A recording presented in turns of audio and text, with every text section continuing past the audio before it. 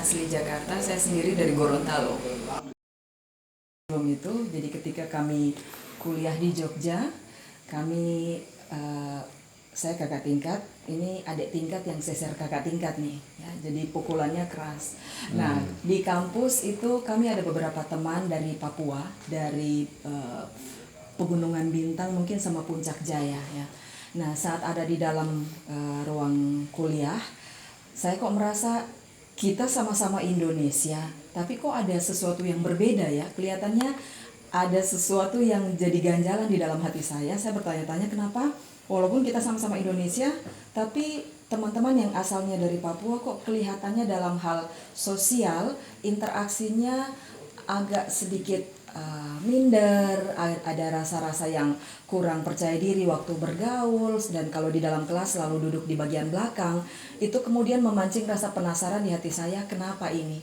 Nah, kemudian dalam perjalanan saya ketemulah dengan adik tingkat yang nekat ini.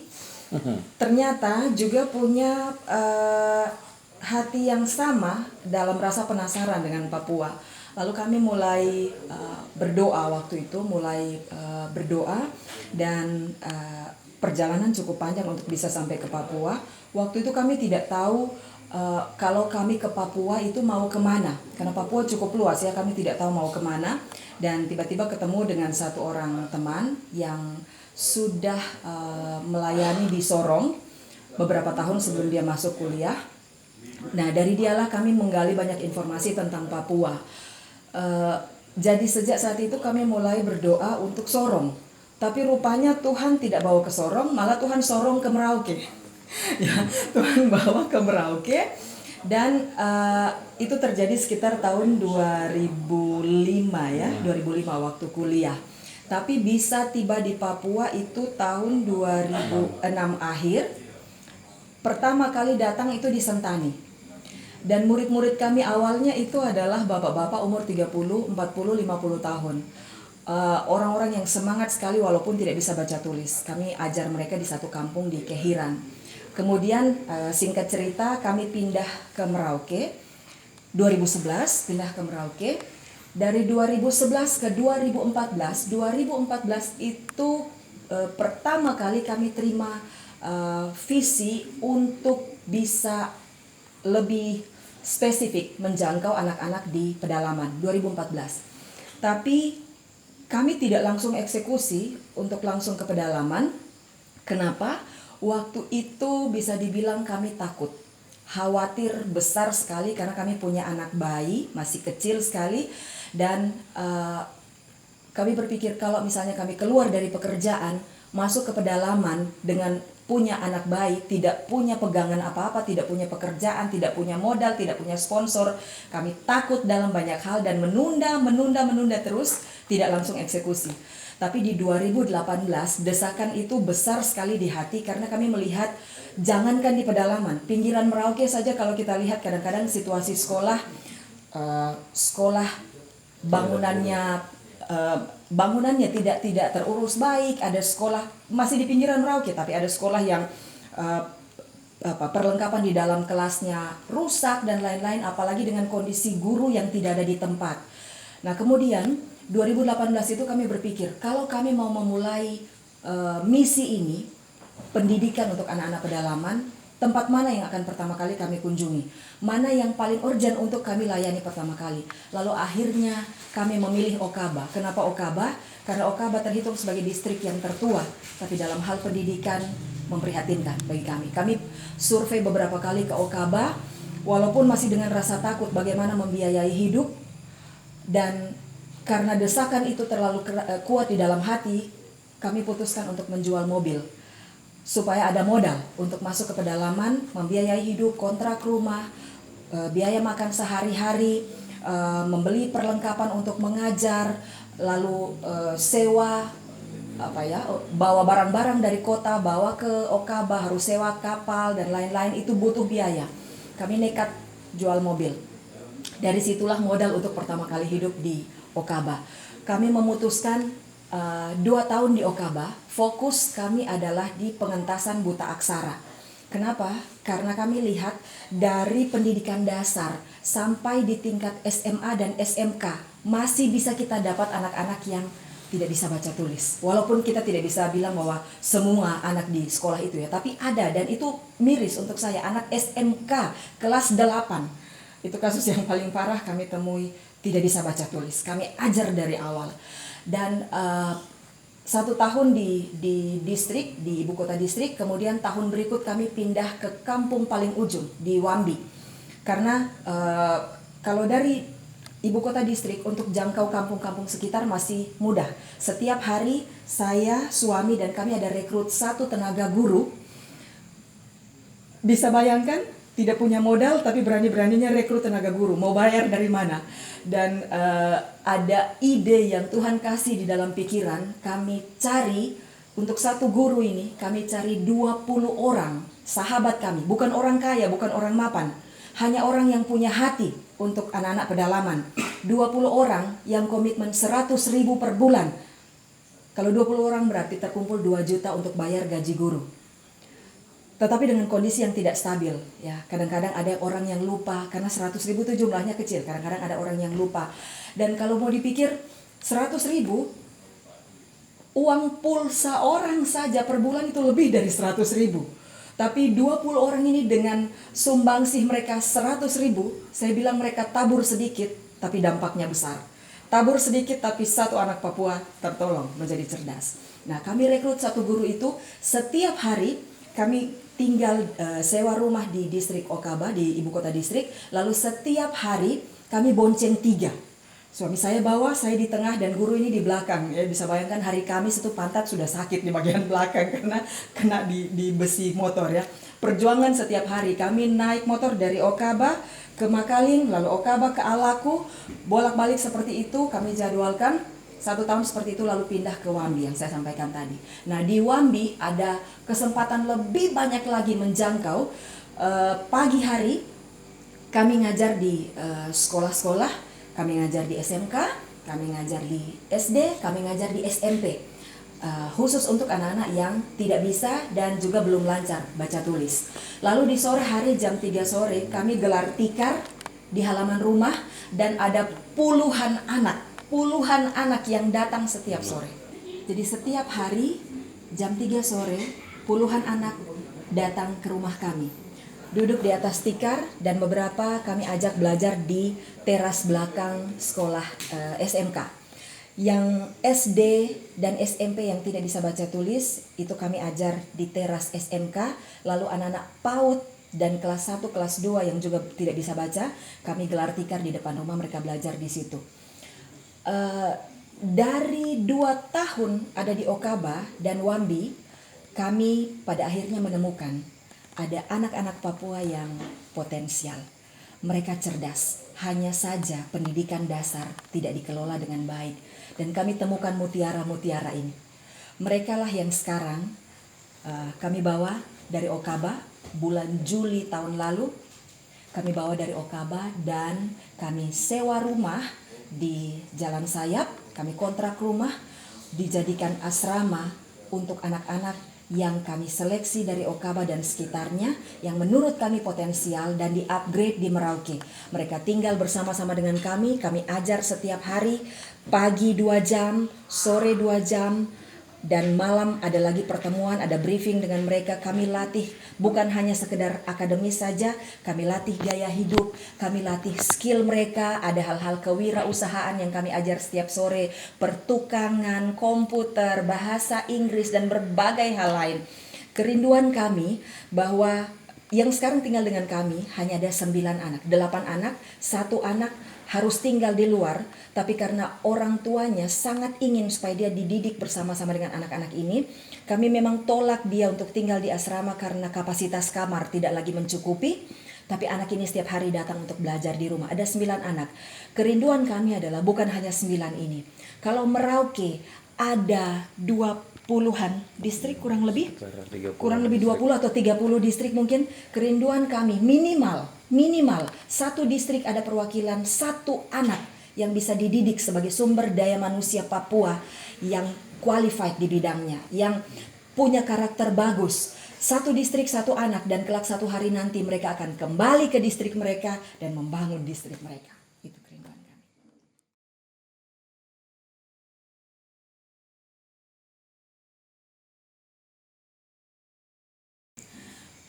Bukan karena mereka lebih dalam hal akademis, bukan karena mereka lebih cerdas dari teman-teman mereka yang lain. Ada dua syarat yang kami tetapkan untuk hal ini. Yang pertama, mereka punya semangat belajar yang tinggi dibandingkan teman-teman yang lain. Kedua, karakter mereka masih bisa dibentuk. Dua hal ini yang menjadi dasar kami.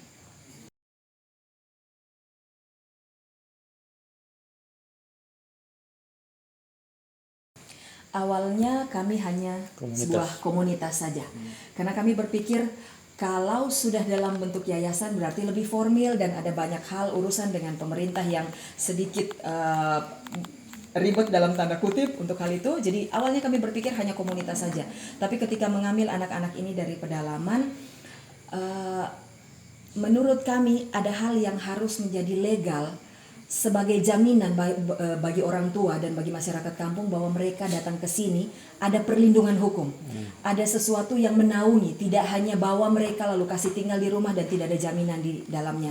Dan kemudian atas dasar itulah kami memutuskan membentuk sebuah yayasan dari komunitas yang bernama Komunitas Safe Generation sekarang menjadi Yayasan Safe Generation Center, dan program yang tadi saya ceritakan upgrading untuk 9 anak ini kami namakan program Rumah Generasi.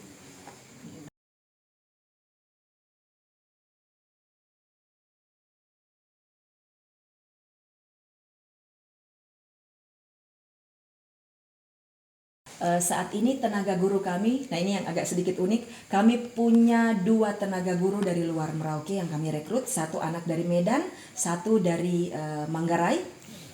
Dan Flores. Ada dari Flores, dan ada 2 masyarakat lokal di Kampung Makaling yang kami kaderkan. 1 seorang ibu dengan latar belakang D2, lalu 1 lagi seorang anak perempuan putus sekolah di SMP tapi punya semangat yang tinggi untuk bisa membantu adik-adik di kampungnya. 2 orang ini kami kaderkan, dan 1 tenaga guru membantu kami di Rumah Generasi. 1 tenaga guru kami tempatkan sebagai guru PAUD di Kampung Makaling yang sampai hari ini masih berjalan di Okaba.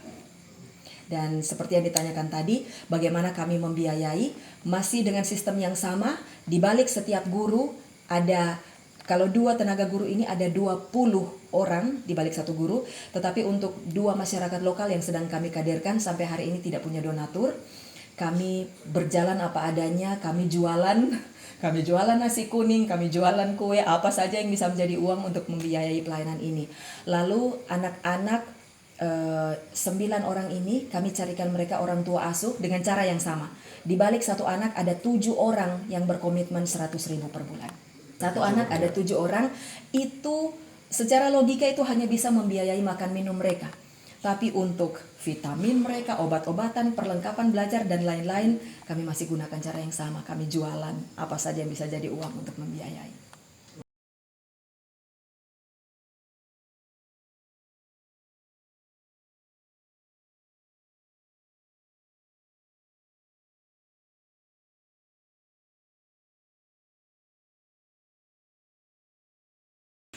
Itu memang di awal sekali ya, itu di awal sekali ketika kami masih di Sentani gitu. Ya. Sebetulnya 2010 pertengahan tuh kami bertekad untuk mau tidak mau kita harus punya rumah sendiri karena sudah memutuskan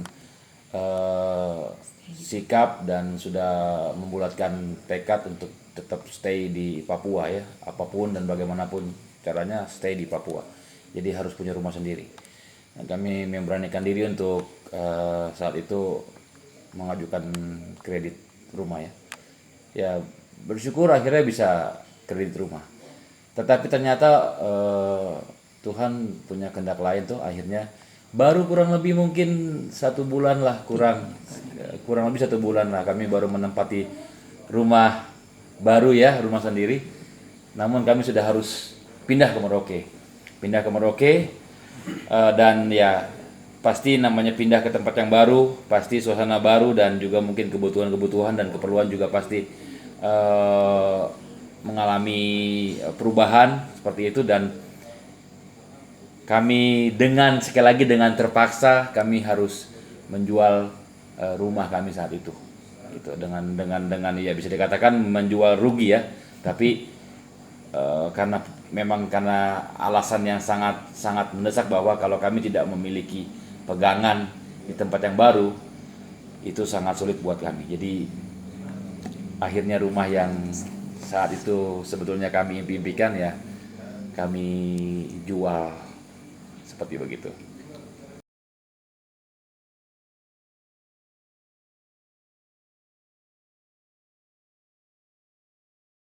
Ya, Lebih tepatnya jadi sebenarnya. jadi sebetulnya lebih pasnya adalah waktu almarhum papa saya sakit, di waktu-waktu terakhirnya, waktu itu saya sempat mengunjungi almarhum, dan saat itu sepertinya saya secara manusia di batin saya mengatakan bahwa kamu harus stay lah di Jakarta, tahan waktu di Jakarta beberapa saat, karena ini sepertinya bapak kayaknya tidak lama lagi gitu. Tetapi itu yang tadi saya sempat katakan bahwa saya dulu sempat merasa, wah, apakah saya egois kah?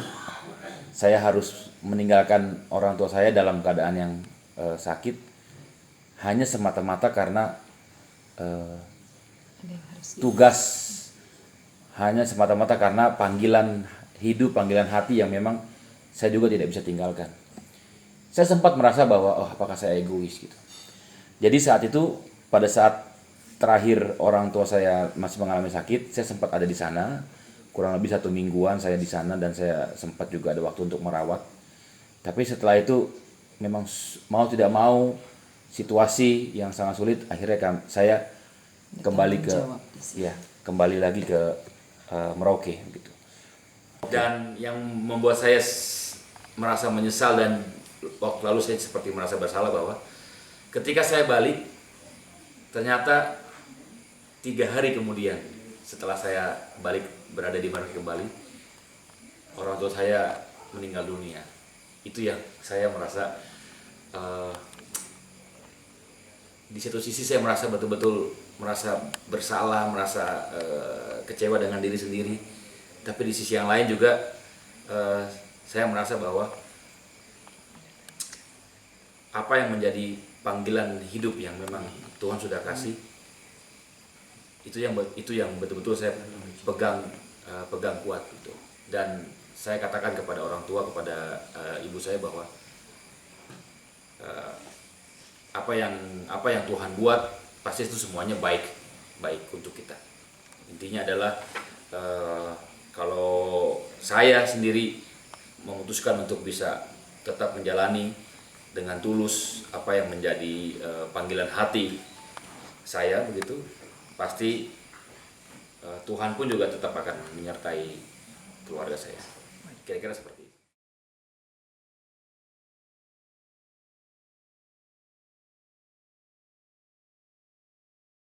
Oke, baik ya. Ya, kami bersyukur dari 8 anak ya yang kami rekrut dari Okaba dan sekitarnya. Pada awalnya ketika kami merekrut anak-anak, jelas secara fisik namanya anak-anak di kampung ya, di pedalaman, yang mungkin tidak ada pola atau tidak ada kebiasaan yang rutin teratur setiap harinya tentang kebersihan, tentang gaya hidup, pola belajar, pola hidup, dan tata krama seperti itu. Pasti di awal-awal sangat sulit buat kami. Tetapi kami bersyukur ketika berjalan waktu 1 bulan, 2 bulan, 3 bulan, itu mulai terlihat perubahan pola hidupnya, mulai ada perubahan dari tata krama mereka yang biasanya tidak pernah tahu bilang terima kasih ketika diberikan sesuatu, yang sulit untuk minta maaf ketika salah, atau yang lebih terlihat jelas adalah sulit untuk bisa mengucapkan entah selamat pagi atau selamat siang ketika ketemu dengan orang, atau permisi ketika lewat. Hal-hal karakter itulah yang mengalami perubahan dari waktu ke waktu di awal-awal. Dan yang paling terlihat berubah pertama kali adalah dari segi fisik mereka. Gitu. Yang tadi awalnya datang itu, ya maaf kata, maksudnya kumel, kotor, mungkin tidak terbiasa mandi atau bagaimana. Tapi 1 bulan di awal, perubahan itu sangat-sangat nampak sekali, ya. Mungkin nanti ada juga foto yang bisa kita berikan supaya bisa dilihat perbedaannya gitu, dari pertama kali anak itu masih ada di kampung dengan ketika dia baru beberapa minggu ada dalam pembinaan di rumah generasi. Berbeda sekali, sangat-sangat berbeda, seperti itu. Ya jelas harapan dan kerinduan kami adalah mereka bukan hanya berbeda atau mengalami perubahan dari hal fisik saja, tetapi lebih kepada mindset mereka, pola pikir, lebih kepada karakteristik mereka, dan juga kepada mentalitas mereka. Karena bagaimanapun juga kita tahu anak-anak Papua itu mereka semua tuh sebetulnya cerdas, tetapi karena mereka kurang sekali mendapatkan perhatian atau pemahaman tentang bagaimana membangun diri mereka, itulah yang akhirnya membuat mereka menjadi pribadi yang lebih menutup diri, minder, kurang percaya diri dan sebagainya. Seperti itu. Pasti banyak hal-hal yang menjadi harapan kami mengenai kemajuan dan masa depan anak-anak. Ya, kalau saya sendiri melihat ada 2 hal yang paling kelihatan berubah ya. Yang pertama dari soal rasa percaya diri mereka, dan yang kedua itu disiplin. Percaya diri itu di awal begini, setiap kali mereka kita tanya sesuatu, pasti waktu jawab itu garuk-garuk kepala, ya, nunduk kepala, garuk-garuk kepala. Tapi sekarang kalau ditanya mereka bisa dengan yakin menjawab. Dan dari soal kedisiplinan, karena kami membiasakan mereka bangun 5:30 pagi, jam 6 mulai dengan briefing dan devosi, lalu makan sarapan paginya ada pada jam tertentu, belajarnya ada pada jam tertentu, jam sekian harus ini, jam sekian harus ini, semuanya teratur. Dan sekarang tanpa harus kita bilang, ini jam ini harus ini, jam ini harus ini. Sekarang mereka bisa ikuti itu secara lebih enjoy dan natural saja, mengalir dari pagi sampai malam tanpa harus diingatkan ini jam belajar atau jam apa gitu. Terus dalam hal apa yang kami alami sekarang ya, tadi saya sempat sampaikan bahwa tidak harus kaya, tidak harus jadi orang yang mapan dan kaya untuk bisa menginspirasi hidup orang lain. Asal punya hati, anak Papua cerdas, anak Papua mampu. Di rumah generasi dengan sedikit stimulus, mereka punya semangat tinggi untuk belajar bahasa Inggris, untuk menghafal. Dari yang tidak terbiasa menghafal, akhirnya mereka terbiasa untuk mulai menghafal kata-kata dan menggunakannya pelan-pelan dalam hidup mereka. Bagi kami, anak Papua layak menerima yang terbaik di tanahnya sendiri. Setiap kita yang ada di tanah ini punya tanggung jawab. Kita terima apa yang baik di tanah ini. Kita juga seharusnya berkontribusi untuk hal yang baik bagi anak-anak ini.